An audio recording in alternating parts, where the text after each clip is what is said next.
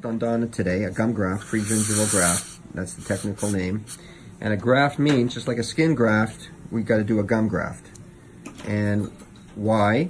Let's just understand the parameters of why a patient needs a gum graft. So in order to understand why you need a gum graft, you have to understand a little bit of the anatomy of a tooth and the gum. Okay, so let's go into more of a healthier part, and then we'll go to the area where she needs the gum graft. So if we look at, let's go to the front here, and this is a healthy unit of tooth and gum, and I'll explain that right now. So here we have the tooth, and then when we come to the neck of the tooth, we can see more of an elevated type of gum tissue. See, it has a roll, it's pink, it's flat, it's stippled, it's knife edge. When I touch it firmly, there's no bleeding, there's no exudate or junk coming out from the edge of the gum. So that's a really healthy gum unit. So now if we look below, so that you can see there's a thickness of band tissue here, right? And then there's like a line all across. And then below that line, it's different tissue. And then let's look at the parameters of that tissue. So that tissue is actually shiny. It actually moves. It's thin.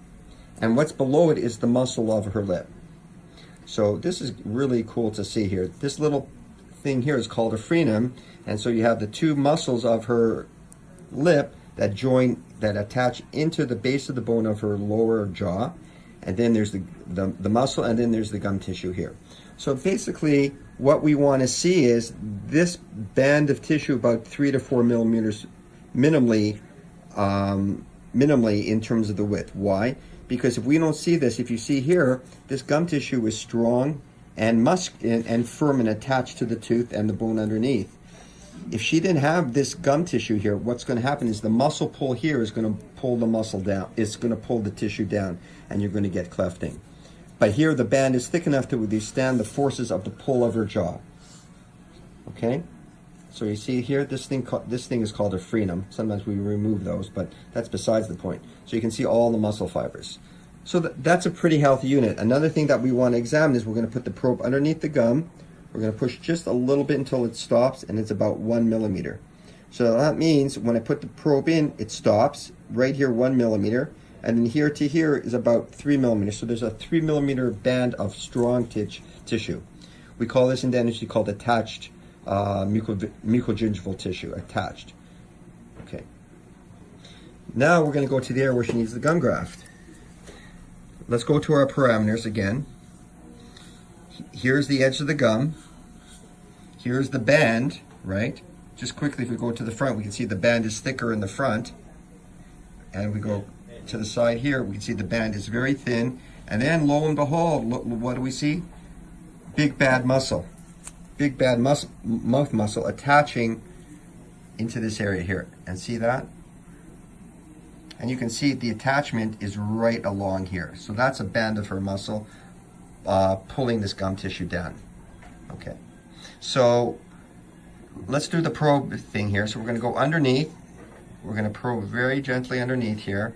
It's about 1 millimeter. If we go to the top, here's 1 millimeter, and you can see there's no thick tissue here. So what I have to do is create a band of this thick tissue to prevent this muscle from pulling the gum down. Okay? Even when we look from the top, you can see here's the muscle here. So we're going to do a gum graft, but not only are we going to do a gum graft, I'm going to resect this muscle tissue out of the way too. We're going to say goodbye to that bad boy. Because if we don't remove this muscle tissue and do the graft, we can perhaps have this clefting come back again. So where do we get the gum tissue is, we get it from the roof of the mouth, right here. And I'm going to slice off a cheese kind of slice, like a cheese slicer kind of thickness off the roof of the mouth. We're going to take out that band of tissue. We're going to transfer it to the bottom here. Now, what I'm going to do for the surgery is I'm going to make a cut across here, horizontal, vertical, vertical. I don't want to go too deep because there's a big nerve down here called the mental nerve. We don't want to nick that, cause any paresthesia or dysesthesia or anesthesia, which has never happened, so that's not going to happen. So we're going to put the tissue in here, put some gum glue, and call it a day.